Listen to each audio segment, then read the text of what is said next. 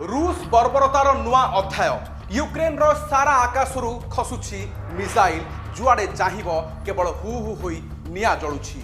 पूर्व कि दक्षिण नुहे केवल पश्चिम एवं उत्तर रे भी ध्वंसर लीला।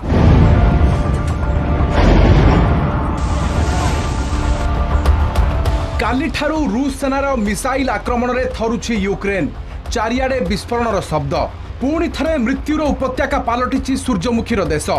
बंकर भितरे अनिश्चित जीवन मृत्युर भय। नुआ जेनेराल नियुक्ति परे अधिक क्रूर होई उठिछि क्रेमलिन। आज भी तुहाकु तुहा बर्षिछि क्षेपणास्त्र। जापोरिजिया उपरे खसिछि 12टी S-300 मिसाइल।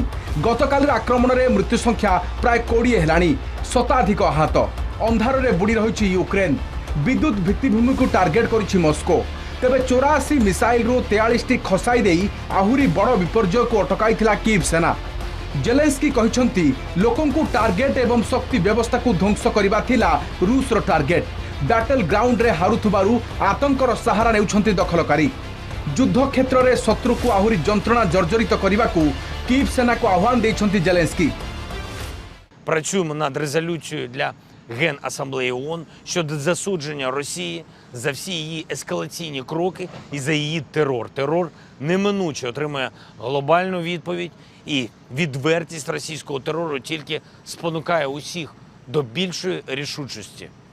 Щодо енергетики, ми зробимо все, щоб відновити нормальне виробництво і постачання електрики. Нам потрібно, щоб електрика була у всіх родинах, незалежно від будь-яких проявів російського терору. Нам потрібно, щоб енергією були забезпечені. रूसर भयंकर आक्रमण पर जेलेंस्की सहित टेलीफोन रे कथा होउछंती बाइडेन। एयर डिफेंस संख्या सबुठु गुरुत्वपूर्ण बोली बाइडेन को कहछंती जेलेंस्की। यूक्रेन को अत्याधुनिक एयर डिफेंस सिस्टम जोगाई दिया जिवो बोली प्रॉमिस करिछंती बाइडेन। यूक्रेन समर्थन रे G7 सदस्य राष्ट्रंक जरूरी बैठक मध्य बसुची।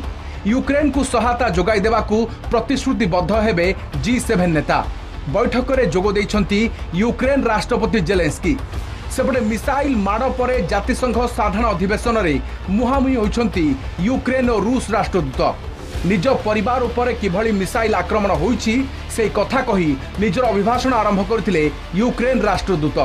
पुतिन को हिटलर को सह तुलना करथिले Ukraine Rashtradoot.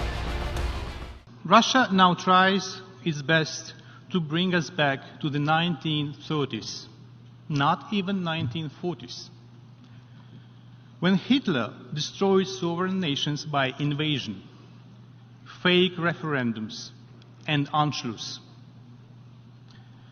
And we are now at a tipping point where the United Nations will either restore its credibility or it will ultimately fall in failure. And if the latter happens, we should blame nobody but ourselves, because it is our responsibility to defend the principles of the UN Charter. Kenya rejects such a yearning from being pursued by force. We must complete our recovery from the embers of dead empires in a way that does not plunge us back into new forms of domination and oppression. We rejected irredentism and expansionism on any basis, including racial, ethnic, religious or cultural factors. Ukraine रो 4 अंचल को रूस निज सह मिसाई देबा प्रसंग रे मिलित जातिसंघ रे साधारण अधिवेशन रे चलीछि वितर्क। मस्को को एथिपाई निंदा करा जिवो कि नाही ता उपरे चलित सप्ताह रे वोटिंग हेबो। Bureau report, Kalinga TV.